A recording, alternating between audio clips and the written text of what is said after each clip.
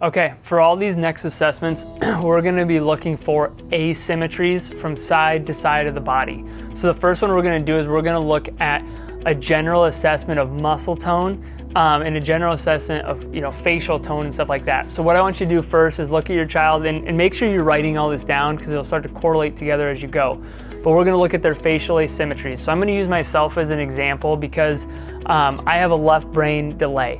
I had a lot of learning issues when I was younger that I've been able to overcome as I've started working on a lot of these things, but you're gonna see a pattern to my body and I'm gonna point it out to you because this is what you see in all of these kids. So when you look at my face, I have less facial muscle tone on the left side than I do the right. My left eye looks wider. My lip is lower on this side. My face looks longer on this side. When you look inside my mouth, you have an arch in the back of your mouth and your uvula hangs down in the middle. Well, mine is lower on the left side because I don't have as much vagal tone on that left side. Also, my pupil is slightly larger on the left side. I have a slight head tilt to the left. When I stand up, because my frontal lobe isn't efficient on the left-hand side, I get more what's called flexor muscle tone on the left-hand side. So all of my flexor joints, I have more tone in than the right-hand side because I'm not regulating my facial tone on the left side. From my frontal cortex isn't regulating my muscle tone on the left side, and it's also not regulating my muscle tone on the left side. So what I have you do with your kid is have a march in place and then just relax. And what you'll see, like in me, is my left shoulder is farther rotated forward than my right. When you look at my hands, my left thumb is internally rotated more than my right because I have increased flexor tone in my pec here, which pulls all this forward. So then it makes it look like my thumb is rotated in more. I'll have more of an elbow bend on this side than the opposite side. I'll have more wrist flexion on this side than the opposite side. And in the lower extremity, my toe, I'm not even gonna move my feet because you can see it here, my left toe points out more than the opposite side because the tone in my glute, so in your lower extremity, your flexors or your butt muscles or your glute muscles are overfiring, so it pulls my toe out that way. So that's the muscular pattern that you'll see.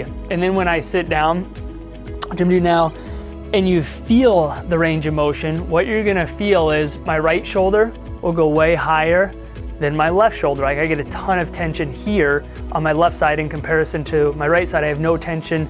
My left side, I have tension right there. And actually my shoulder joint starts to hurt when I get to that point because these flexor muscles are firing more. When I feel the range of motion in my right elbow compared to my left one is gonna be tighter. My left wrist will feel tighter in this direction in comparison to this direction. My left ankle will feel tighter, my left knee, my left hip. So like in my example, from like a musculoskeletal standpoint, I was a runner growing up and I would always injure my left Achilles because I had more flexor tone. At that point, I had no clue. But I'd always have more injuries on the left because my tone was a lot higher because my brain wasn't regulating it.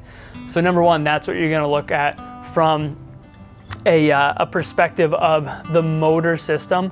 So this is the only thing that you're gonna find that's on the same side of brain weakness. Everything else I'm gonna point out to you is all gonna be on the opposite side, or the weaknesses are gonna be on the opposite side. So I don't want you to get confused, but this is the only thing that you're gonna see on the left side is less facial tone, palate might be dropped lower, pupil be more dilated, and that's simply because my frontal lobe isn't regulating my brainstem appropriately on the left, not regulating my autonomic nervous system appropriately on the left, and so that's why you see my pupil being larger.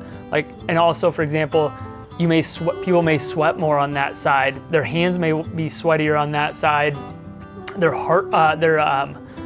When you do a blood pressure from side to side, my blood pressure is higher on my left side because I'm not calming down my sympathetic nervous system as efficiently as the opposite side, which is kind of crazy. So looking at all those things, that's the only thing you're gonna see on the same side of the brain weakness. Everything else I'm gonna point out is gonna be on the opposite side. There's one other thing that you're gonna see on the same side of brain weakness, and that is smell. So we're looking at our sensory systems. You're gonna see you're gonna see a discrepancy in smells from side to side. So your olfactory bulb goes straight back to the same side of the brain. So what I'll do a lot of times is I wanna see if a child, what they can smell. A lot of these kids, they can't even smell. It's really quite interesting. So I'll take essential oils and I'll usually pick something that they would know what it is. Like so this one's like pine, a lemon scent, a orange scent, a whatever, and see if they can actually smell and see what it is. So I'll have them close their eyes, close one nostril, and again, this is age dependent, but close a nostril and smell. What is that smell? Can they name it? Do they know what it is? Opposite side, do a different smell, not the same one, and smell and see, can they smell what that smell is? And then also something you can do is, so like for example, in my case, it may be harder for me to smell on the left side, or in a child's case that has a left brain deficit, it might be harder to smell on the left side, or in the opposite case, it might be harder to smell on the right side if they have a right brain deficit. Then a lot of times I'll take the same scent, one that they know, and I'll just say, tell me when you actually start to smell it. So I'll block one and see, maybe you can take a ruler too. Maybe they're 10 inches away on this side and they smell it, or let's say maybe they're 5 inches away on this side and 10 inches on this side. I know their smell receptors aren't as efficient on the left as the right. And then now everything else is going to be on the opposite side. So we're going to test all their other sensory systems. So auditory wise, there's a test called a Weber-Rennie test. So if you're like a practitioner, you know what that test is and you know how to do that test. But I'm going to make a really simple version of it for you. If you take a tuning fork, or you don't have to take a tuning fork, you can take your fingers, and the sound that happens when you rub your fingers together, you want to see how far out you can go before they don't hear it. So like out here, I don't hear that anymore, and you want to see how far that is out in comparison to the opposite side. So in my case, I may lose hearing of that like here versus the opposite side. I may be able to get way out here and still hear that, meaning I'm not getting as good a sensory information, or my left brain isn't perceiving sensory information as efficiently on the left as compared to the right. So we're looking for that discrepancy. If you have a tuning fork, this works great. You just hit it and you see, I hear it here, I lose it there. Hit it again, I hear it here, I still hear it, and I hear it there. So I can go much farther on this side than I can on this side, because I don't have as good a hearing on this side, because cortically, those centers probably aren't as efficient. Another thing we can do is we can look at vision. So a lot of times I'll just take something like, it's quite interesting how often you get differences here. So I might take a color, let's say it's yellow or red or whatever, and I'll have them close an eye and I'll have them look at it and I'll say, okay, you see that color? Does it look the same when I cover this eye? Or is it less clear or less bright? Really, I'm looking at the brightness, and you can do it with a whole bunch of different things. Like I might take a few different color beads. Does this look less bright than this side? And seeing, do they look the same? Which they should, right? But a lot of times what you'll find is they're like, yeah, that one isn't nearly as bright or as clear, and that not related to their visual acuity, because like if you can't see out of the left eye, it's not gonna look as clear, but I'm looking for the brightness, the discrepancy.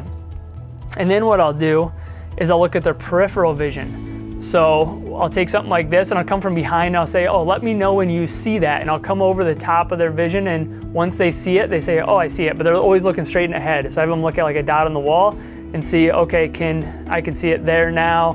When I come through here, I can see it there.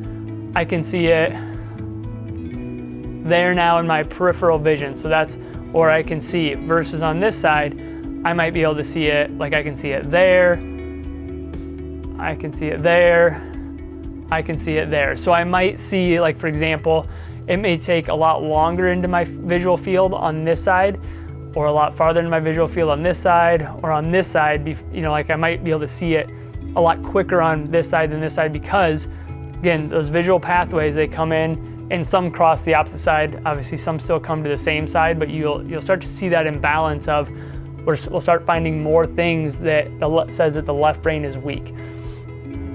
And then I'll come in and check what's called their proprioceptive system, or their body perception. Do that in a couple different ways.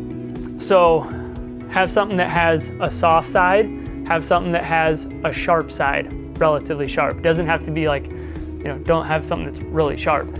And you're gonna test throughout their entire body. So what you do is you have them close their eyes, and you'll take the soft side and maybe you stroke up their leg and say, does this feel the same as this side? And they'll say, No, I feel the right side less than the left side, or vice versa. You know, I do it on their leg. Does this feel the same as this side? I'll do it on their arms. Does this feel the same? Does this feel the same? And then another really important aspect is make sure you do their face. Check here, here across their face, and their forehead on both sides, and see, does that all feel the same? What you'll see a lot of times is, like in my case, my left brain is delayed.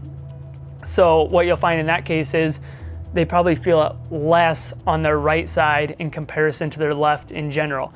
And then I'll take the sharp side and I'll do the same thing. I'll test sharp, sharp, sharp, sharp, sharp, and they may feel that less on the right side in comparison to the left side. And then you also can do it with vibration. So you take something that vibrates. Does that feel the same as that? You can do it on their toes, you can do it on their fingers, you can do it on their arm. Does it feel the same from side to side? You'll find discrepancies. And the last thing I do is I have them close their eyes and I say, okay, I'm gonna touch somewhere on this arm or this leg, and I want you to touch exactly where I touch. So I touch here. What you'll see on the right side with kids when their left brain is delayed is they may be an inch or two off on the right side. I mean, sometimes I'll touch here and kids like touch their shoulder. They don't know where they are in space. They don't know where their body is in space. Or I'll touch their leg and they'll touch way up here, like super far off. And then we'll go to the opposite side if the right brain is good, and we'll touch here and they're like dead on, or within like a half an inch. They're really close. So that helps you to start figuring out, well, if I can't feel the right side of my body, that's telling me my left parietal lobe isn't nearly as efficient in its function of knowing where I am in space in comparison to the opposite side. If you see with that test, if you see a big discrepancy on both sides, it's probably coming from the right side of their brain. The right side of your brain has a map of your entire body. Left side of your brain has a map of only the right side of your body. So if it's just the right side that's deficit, it's left brain. If it's just the left side that's deficit, it's right brain. If both sides are deficit, think it's very likely going to just be the right brain. So that's a kind of a clinical tip there. So we did visual, we did smell.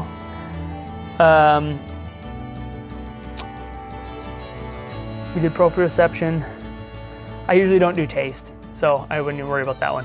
Thanks for taking the time to check out this video. To learn more or to schedule an intensive or anything with my team, there's a link below. Just go ahead and click that and that'll get you to the right spot. Have an awesome day.